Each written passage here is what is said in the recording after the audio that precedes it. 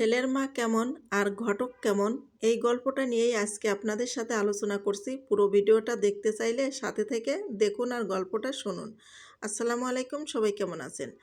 ঘটক সাহেবকে বললাম, আমার ছেলে অনেক বড় হয়ে গেছে, তারপরে সরকারি একটা চাকরিও পেয়েছে। তা আপনার জানা মতে সুন্দরী কোনো মেয়ে আছে কিনা আমাকে জানান। মেয়েটা উঁচু লম্বা হবে, চেহারা স্রোত অনেক সুন্দর হবে, শিক্ষাগত যোগ্যতা ভালো হবে, সব দিক থেকে নাদুস নুদুস থাকবে। এরকম ধরনের একটা মেয়ে আমার প্রয়োজন, 5 ওয়াক্ত নামাজ পড়বে। তা ঘটক সাহেব বলল, আচ্ছা ঠিক আছে আপা, আমার হাতে একটা মেয়ে আছে। মেয়েটা কিন্তু গরিব ঘরের মেয়ে, কিন্তু চেহারা স্রোত অনেক সুন্দর, তারপরে লেখাপড়ার যোগ্যতা অনেক ভালো, আপনার ছেলের সাথে মনে হয় খাটবে। তা আমি বললাম, আমার ছেলে কিন্তু সব দিক থেকে মাশাল্লাহ অনেক শিক্ষিত, তারপরে চাকরি করে। তারপরে হচ্ছে আমার ছেলে দেখতে একদম নায়কের মতো, কিন্তু চোখ দুটো একটু টেরা আছে। ওতে কি, কারণ আমার ছেলে তো ছেলে মানুষ, তাই না? সে তো আর মেয়ে না। কিন্তু আপনি যে কথাগুলো বলছেন ঘটক সাহেব, কিন্তু আমি গরিব ঘরের মেয়ে আনবো না, কারণ আমি বড়লোকের ঘরের মেয়ে আনবো।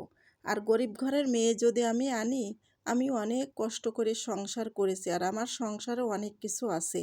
আমার ছেলে যেহেতু চাকরি করে, আর এই সংসারে যদি ওই গরিব ঘরের মেয়ে নিয়ে আসি, তাহলে সব কিছু পাচার করবে বাপের বাড়ি, টুপলা বেঁধে বেঁধে সব নিয়ে শেষ করে দেবে। আমি এগুলো দেখে সহ্য করতে পারবো না ঘটক সাহেব। আমি গরিব ঘরের মেয়ে কখনোই আনবো না। আপনি দেখেন বড় লোকের ঘরের মেয়ে এনে দিতে পারেন কিনা, কারণ বড় লোকের মেয়েরা বাপের বাড়ি টুপলা বেঁধে কখনোই নেবে না। গরিব ফকিরনির মেয়েরাই কিন্তু স্বামীর ঘরের থেকে টুপলা বেঁধে বেঁধে মা বাপের বাড়ি চালান করে। আপনি বড় লোকের ঘরের মেয়ে দেখেন। আরেকটা কথা বলি ঘটক সাহেব, আমি কিন্তু কোনো যৌতুক নেব না, কারণ আমার ছেলে এমনি ফ্রিতে বিয়ে দেব। কিন্তু আমার ছেলে তো যোগ্যবান, তাই না? মোটরসাইকেল তো এমনিতেই পাবে। আমি কিন্তু কখনো যৌতুক চাচ্ছি না, বুঝতে পেরেছেন? আর সোনা দানার যে দাম, এখন তো সোনা দানার কাছে যারই কায়দা নাই। তারপরে মেয়েকে তো এমনি সাজিয়ে দেবে সোনা দানা দিয়ে, তাই না? আর তার সাথে ঘরটা সাজিয়ে দেবে, কারণ যা কিছু দেবে তার মেয়ে জামরি থাকবে। আমার তাতে কিছু আসে যায় না, কারণ আমি তো সেগুলো ব্যবহার করব না। ব্যবহার তার মেয়েই করবে। আর মোটরসাইকেল দিলে তার জামাই ব্যবহার করবে। আমি তো সে মোটরসাইকেলে কোনোদিন চড়বো না, তার মেয়ে জামাই মোটরসাইকেলে যাওয়া আসা করবে। তা আমি কোনো যৌতুক চাচ্ছি না, যৌতুক নেব না। এগুলো তো এমনিতেই দেবে, তাই না? তা ঠিক আছে ঘটক সাহেব, আপনি কথা পাকা করেন, বিয়ে দিয়ে নিয়ে আসি। তা বিয়ে দিয়ে নিয়ে আসলাম, এর মধ্যে আমার মামাতো বোন আসছে বেড়াতে আমার বাড়িতে। আসার পরে করছে, হারে আপা, তুই ছেলে বিয়ে দিলি তো আমার দাওয়াত করলি না। আর কোষ নে রে বউ, কি দাওয়াত করব, মনেই ছিল না তোর কথা। আমার একটা মেয়ে ছিল, তো মনে করলাম যে তোর ছেলের সাথে দেব। তা তুই তো ঘিন্নার জ্বালায় আমার সাথে কথাই কইস নে, আর মেয়ে দেব কি করে? তো যাই হোক, আরে বউ, আগে যদি বুঝতাম তাহলে তোর মেয়েটাই আনতাম। কি বড় লোকের ঘরের মেয়ে আনছি আমার ছেলে বিয়ে দেওয়ার পরে।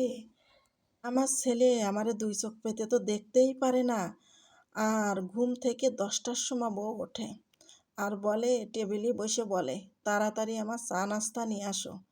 তাদের চা নাস্তা গুছিয়ে দিতে হয়। আর আমার 5টা মেয়ে আছে, তারা এই বউ আনার পরের থেকে বাপের বাড়ির কথা ভুলেই গেছে। কি দার্জাল মেয়ে রে বাবা রে বাবা, বাপের বাড়ি তারা আসতেই পারে না। দিবু, তারা বাপের বাড়ি আসবে না, যাবে কনে? কিন্তু এই বউ আনার পরের থেকে বাপের বাড়ি তারা আসে না বেড়াইতে। কয় যে মা আজ যাবো না, বাপের বাড়ির ভাত খাওয়া উঠে গেছে। কত কিছু যে মেয়ে গেড়ে দিছি বাইন্দে বাইন্দে টুপলা বাইন্দে রে বোন, এখন আর কিছুই দিতে পারি নে। মেয়ে গেড়ে টুপলা বাইন্দে দিতে পারি নে বউ আসার পরের থেকে। আর একটা কথা বলি রে বোন, আমার জামইরা যে এত ভালো, কত ভালো তা কোয়ার মতো নাই। আমার জামই আমার মেয়েরে সরেও বসতে কয় না, এত ভালোবাসে। এই যে পণ্যে যে শাড়িটা দেখতেছিস না, এটাও আমার জামাই মেয়ে দেছে। আর আমার ছেলে কোনো কাপড় চোপড় আমাকে কিনেই দেয় না, সব শ্বশুর বাড়ি পাচার করে। বন্ধুরা, আজকের গল্পটা কেমন লাগলো? এরকম গল্প যদি আরও শুনতে চাও তাহলে কমেন্ট করে জানিয়ে দিও, আমি আবার নতুন গল্প নিয়ে হাজির হয়ে যাব।